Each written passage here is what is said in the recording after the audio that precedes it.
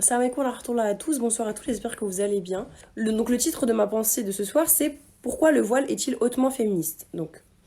Je vais lire en fait le texte que j'ai écrit parce que, comme je suis écrivain, comme vous le savez, j'ai plus de facilité à l'écrit qu'à l'oral. Donc j'ai décidé d'aborder ce sujet car depuis ma conversion, et bien que j'ai très tôt porté le voile, les raisons de celui-ci m'étaient claires sans vraiment l'être.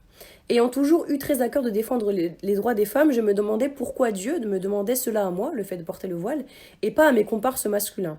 C'est seulement au bout de 2 années dans l'islam que je parviens à comprendre petit à petit le vrai trésor, que représente ce voile et tout ce qu'il m'épargne au quotidien. Avant de commencer à partager mon point de vue, j'en profite pour souligner à mes chères sœurs filles-là qui me regardent, j'espère, et qui vont m'aider qui vont réagir, l'importance de comprendre les raisons pour lesquelles on se voile. Ne vous voilez pas par héritage, ne vous voilez pas par mimétisme, ne vous voilez pas par esthétisme, voilez-vous par conviction réelle. Et maintenant, laissez-moi vous expliquer mon point de vue.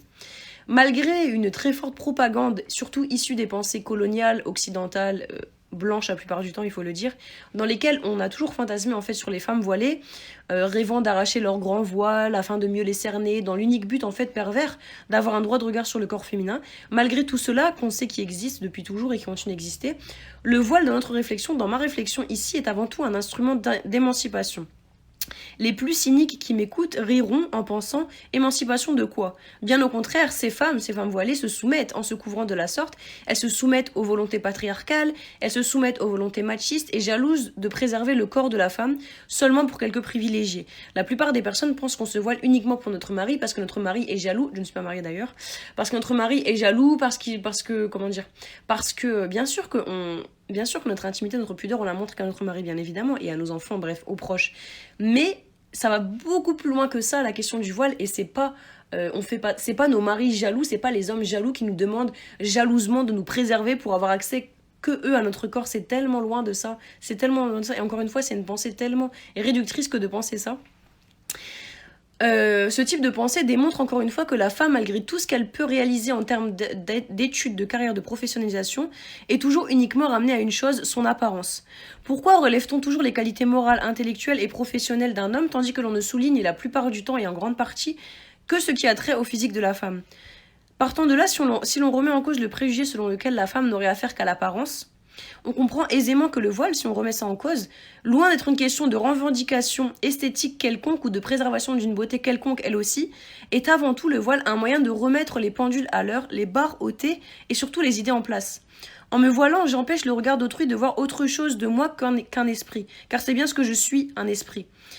En tout premier lieu, en me voilant, j'empêche toutes les issues possibles, tous les terrains favorables, toutes les accroches où le regard peut justement s'accrocher pour demander implicitement et surtout imposer fermement à mon interlocuteur de considérer mon intellect avant toute chose, de considérer mes propos, et ce que j'ai dans la tête avant toute chose, mon esprit, celle que je suis, ma personnalité. Je m'émancipe avec mon voile car je ne te laisse pas le choix. Écoute-moi pour ce que je te dis, non pas pour ce que je te montre, volontairement ou non. Juge-moi pour mes idées, pour mes pensées, pour ma personnalité, et non pas pour ce que je porte. Je comprends maintenant, converti et voilé, alhamdoulilah, pourquoi j'ai toujours aimé le concept de l'uniforme dans les institutions, dans les écoles ou dans les établissements, quels qu'ils soient. L'uniforme, en individualisant personne, donc c'est-à-dire en logeant tout le monde à la même enseigne, l'uniforme, euh, au final, il épargne beaucoup de discriminations de tout type. Il épargne des discriminations à propos du milieu social, de la religion, de l'ethnie. Parce que, étant donné que tout le monde porte la même chose, on ne sait pas distinguer qui est quoi, qui est musulman, qui est ceci, qui est cela, qui est pauvre, qui est riche, qui vient de là, qui vient de là. Tout le monde devrait porter le voile, sincèrement. Pas le voile comme nous, les femmes musulmanes, mais dans le sens large, j'entends. Et tout le monde devrait, s'il veut constater sincèrement l'estime qu'autrui porte à sa personne, si vous voulez faire un test de savoir si autrui porte une vraie estime à votre personne, essayez d'être le plus humble possible dans votre façon de vous vêtir et voyez la façon dont on va vous aborder. Lorsque je m'adresse à toi avec mon voile, tu n'as pas d'autre choix que d'écouter ce que j'ai à dire et ce que j'ai vraiment à te dire. Car le langage de mon corps, pour sa part, sera clos et verrouillé. Je ne te parlerai qu'avec mon intellect et mon esprit, sans que l'on ne se rende compte de nombreuses études démontrent que la façon dont on s'habille signifie énormément de choses et la façon dont on s'habille envoie énormément de signaux à notre interlocuteur, que ce soit inconscient ou non. Surtout énormément de choses dans ce que l'on veut faire comprendre à notre interlocuteur. Si j'aborde la sobriété qu'exige le voile, quel message liras-tu de la part de mon corps? Aucun. Tu seras donc forcé de considérer mes propos uniquement.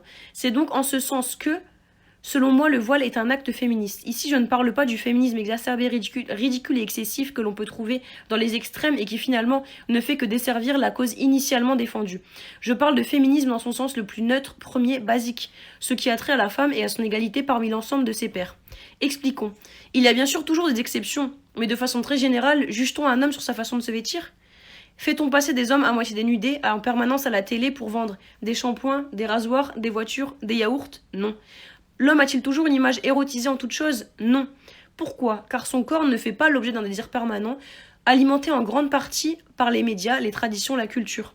Se voiler, c'est refuser d'alimenter cette propagande malsaine, perverse et rabaissante de la femme objet, de la femme désir, de la femme godiche, tout juste bonne à orner une voiture et surtout qui doit se taire, ne pas parler.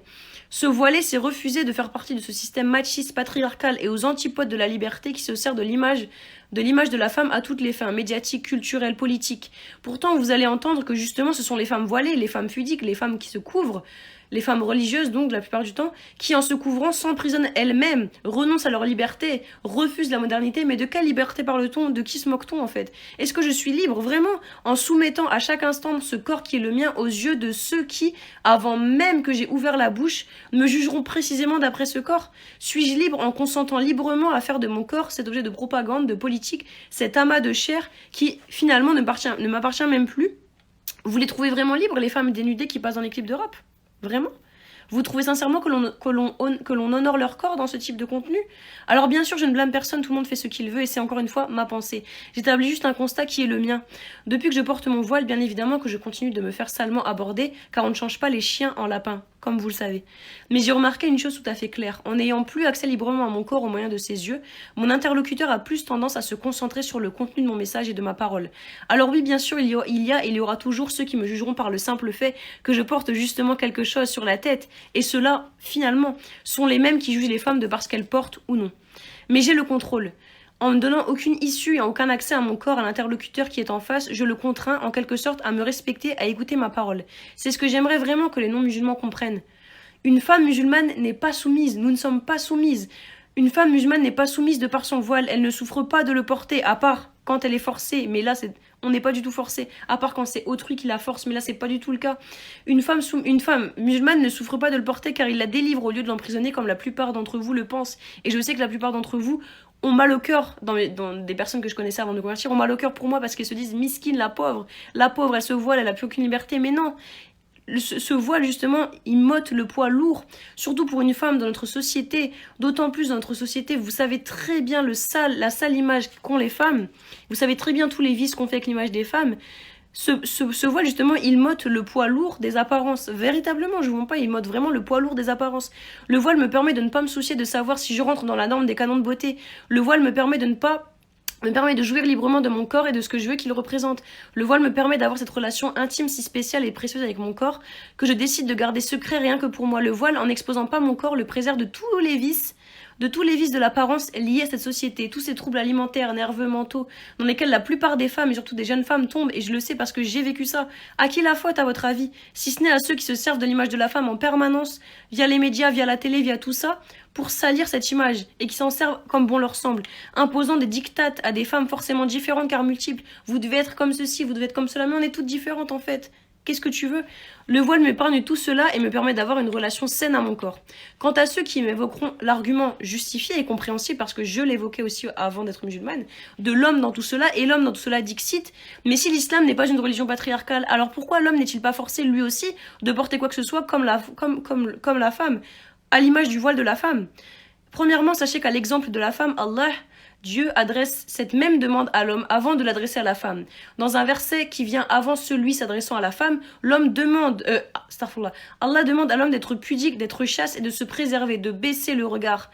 Ensuite, bien que cela relève de la science d'Allah, on peut logiquement se dire qu'Allah, Azawajal, n'a pas demandé à l'homme, si Allah n'a pas demandé à l'homme, c'est peut-être simplement parce que c'est précisément l'homme qui fait montre de ce type de comportement envers la femme. Est-ce que vous voyez beaucoup de femmes avoir ce type de comportement envers le corps des hommes ? Est-ce qu'il y a beaucoup de femmes qui violent des hommes ? Est-ce qu'il y a beaucoup de femmes qui agressent des hommes ? Est-ce qu'il y a beaucoup de femmes qui harcèlent des hommes ? C'est lui qui, au spectacle de son corps, c'est l'homme qui, au spectacle du corps de la femme, émet de la difficulté à contenir certaines pulsions, certains désirs, etc. À nouveau, certains taxeront ce propos de moyenâgeux, mais on leur répondra toujours la même chose. Revenez-en à la biologie, revenez-en à la nature, revenez-en à la science. L'homme est biologiquement plus faible que la femme face à la tentation charnelle, point à la ligne. Il n'y a rien d'autre à dire que c'est la nature. Alors bien sûr que le voile est un moyen de préservation de la tentation pour les deux sexes. Mais n'oublions pas avant toute chose le comportement de l'homme. Le comportement pudique est à l'homme ce que le voile est à la femme. Ils ont tous les deux des voiles, si l'on peut dire. L'un est dans le comportement et l'autre est matériel sur les cheveux de la femme. Mais outre cela, le voile est un véritable moyen pour ma part de contrôle. Je refuse d'être cette personne que l'on va juger en 2 secondes au moyen de son corps. Je refuse de devoir réfléchir à des façons de m'habiller qui plairaient à des inconnus. Je refuse de laisser l'accès libre à mon corps à ces mêmes inconnus. Je refuse que l'on fasse de mon corps un objet politique, médiatique, commercial. Et finalement, c'est ce qui énerve le plus les personnes hostiles à l'islam. Si vous regardez bien dans le voile, ce qui énerve le plus, c'est quoi? C'est le fait que la femme et son image leur échappent. Le fait qu'ils ne peuvent pas avoir accès à ce corps. Le fait que le regard pervers, le regard qui veut s'accaparer ne peut pas. Quand il tombe sur un voile, il ne peut rien faire à part regarder ses yeux, à part écouter ce qu'elle a à dire. C'est ça qui les énerve et qui leur met la haine. C'est juste ça. Et voilà pourquoi aussi on incite de plus en plus tôt implicitement les jeunes femmes de façon totalement malsaine, à se dévoiler, à se dénuder, à faire preuve d'impudicité, parce qu'on ne supporte pas dans la pensée occidentale que le corps de la femme puisse échapper au regard de l'homme, tout simplement. Et ça revient, encore une fois, comme je disais au début, à un vieux fantasme colonial. Voilà, je vous ai fait part de ma petite diatribe, voilà, de ma pensée. J'aimerais beaucoup avoir des retours sur celle-ci, des femmes comme des frères comme des sœurs, des non-musulmans comme des... Moi, je suis ouverte à toute chose. J'aime beaucoup discuter, j'aime beaucoup débattre, et j'espère que vous aurez pu prendre le temps de m'écouter, parce que je trouve ça vraiment important de partager, et je trouve ça important de montrer... En fait, tout ce que vous voyez, c'est ça qui me tue, c'est que tout ce que vous voyez à la télé à propos des musulmans, c'est tellement éloigné de la réalité, subhanallah. On n'est pas enfermé avec ce voile, on ne l'est tellement pas. Regardez comment je suis souriante, regardez comment je suis heureuse. On n'est pas enfermé, véritablement. Donc j'ai hâte d'avoir vos retours. Bonne soirée.